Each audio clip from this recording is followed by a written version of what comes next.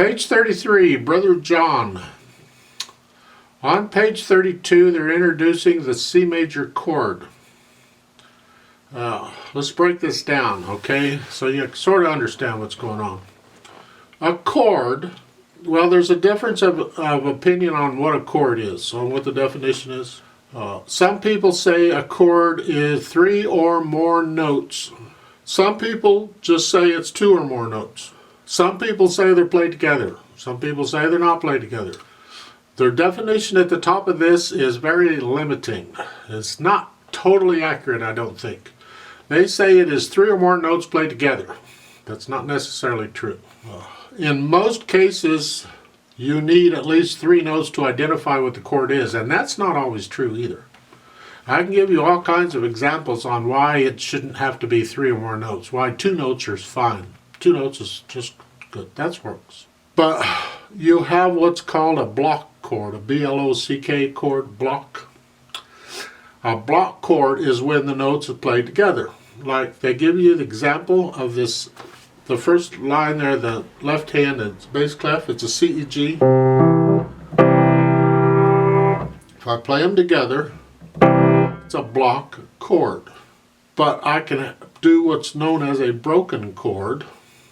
It's not broken as in busted, it's broken as in the notes are played one at a time, or they're not played together, okay? I can play them one at a time. Well, remember melodic intervals and all that? Well, this is a melodic thing. Even though you're playing the notes one at a time, the ear and the brain will remember them. Well, the brain does, the ear just listens. The brain will remember them and put them together as a harmony, and it will hear them that way. And we call it a broken chord. It's still a chord. They're not played at the same time, but it's still a chord. And that's something I'll just want to... We'll get into broken chords later. Right now, I just want you to understand, because you're liable to go to somebody and says, my book says it's this, when it's not necessarily true. Okay, they're simplifying it for you for now. A C major chord, as in any chord, the name of the chord is the bottom note. All right? In this case, it's a C. So it's here. Any C, it doesn't matter where it is, it's a C.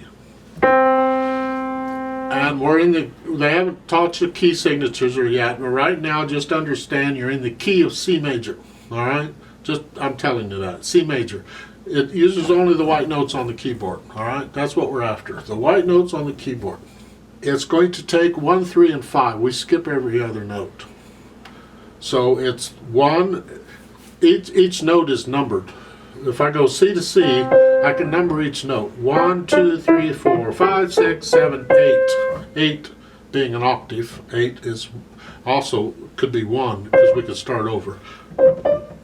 So I'm going to go with steps 1, 3, and 5.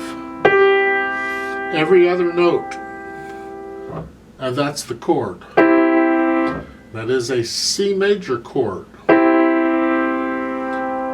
More specifically, the keys, the notes involved is C, E, G.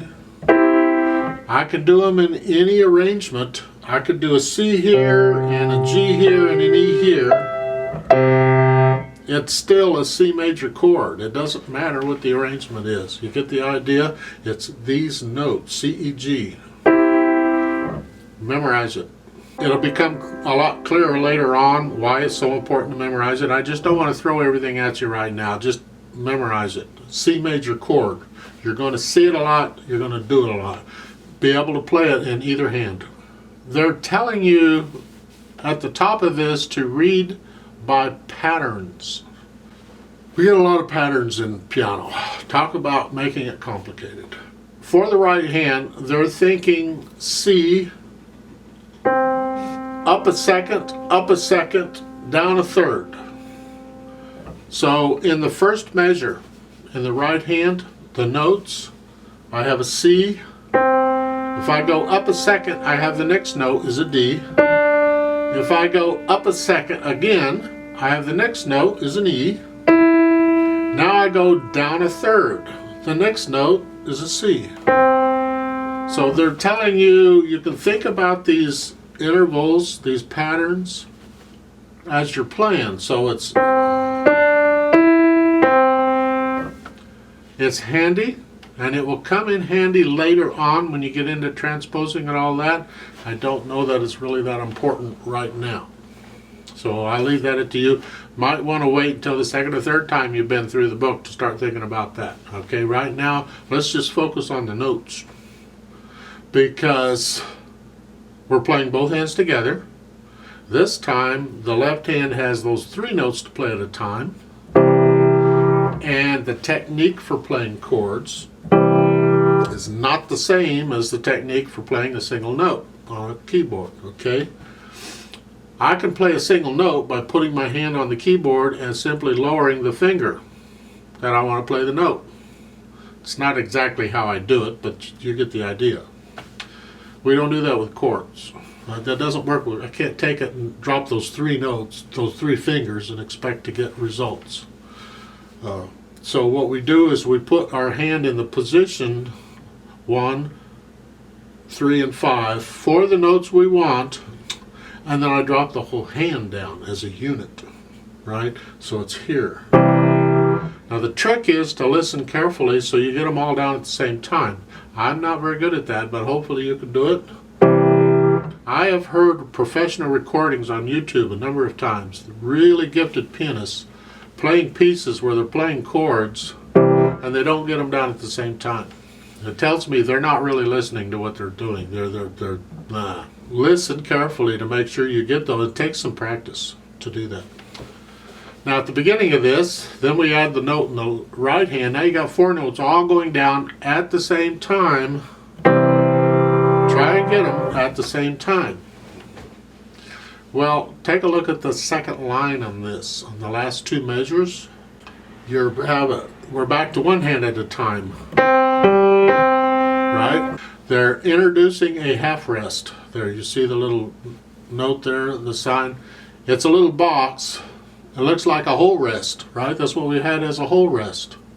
Except this box sits on top of the middle line. And that's the difference between a whole rest and a half rest. They're tricky. They look the same, except a whole rest is the heavy one, I say, so it hangs below the line. And the half rest is lighter, so it's above the line. A half rest is like a half note, except you're quiet. And it's worth 2 quarter notes, or 2 quarter rests, if you will. In 4/4 time, it's worth 2 counts. So in the last 2 measures here on the half note, when the right hand plays that half note C, that 2 counts, well, you have a half rest in the left hand to tell you to be quiet for 2 counts. And that's how that works. So each measure of each staff has 4 counts in it. Because as you recall, in 4/4 time, you've got to have 4 counts in a measure. Well, that's every measure, not just some measures, it's every measure. It's got to have 4 counts allowed. No more, no less. 4 counts. That's it. And since we're counting quarter notes, which is what the bottom 4 means, then it would be the equivalent of 4 quarter notes. Doesn't have to be 4 quarter notes, but it has to equal 4 quarter notes. Well, look at the first measure. In the right hand, it's easy. You got 4 quarter notes. Well, that's simple because 4 quarter notes equal 4 quarter notes. In the left hand, you have whole notes. A whole note. Well, there's 3 of them stacked. Well, a whole note is equal to 4 quarter notes. So again, we got 4 beats in the left hand. We're fine. Each staff, every measure, has the correct number of counts in it. So, having gone through all that, talk a little bit about the dynamics. At the beginning of this, you see the P means soft. That means the melody is soft. Well, if you're going to play the melody soft, you can guess how soft you got to play everything else. It's got to be softer than that. We want to hear the melody. Then in the second line, now you have an F, now it's loud. So now all of a sudden, the melody is loud, which means I can play everything else a little louder, but not as loud. Now, is a trap people will fall into, and that is when it says soft or something like that, they'll say, how soft can I play the harmony part, the supporting part, because it's got to be softer than the melody. So how soft can I play that? And they'll try and figure out how soft to play it, and they'll say, okay, I'll play the melody a little louder than that. Right? No. Wrong. Backwards. Please don't do that. You decide how soft or how loud the melody goes. The melody controls it, and then you figure out a way, you practice or something, you figure out a way to get everything else softer than that. So if I play the melody real soft, regardless of how soft it is, everything else has to be under it. I do the best I can with it. There are some more advanced techniques that will help you out with that, but for right now, let's leave it at that. All right. So let's play Brother John together. I'll give us 4 counts and we'll play it. Now when I play this with you together, I'm sort of playing everything the same loudness because I want you to hear the notes. I'm not trying to perform it. So we're just checking the notes. You can perform it on your own. And that's where you do the dynamics. 1, 2, ready, go.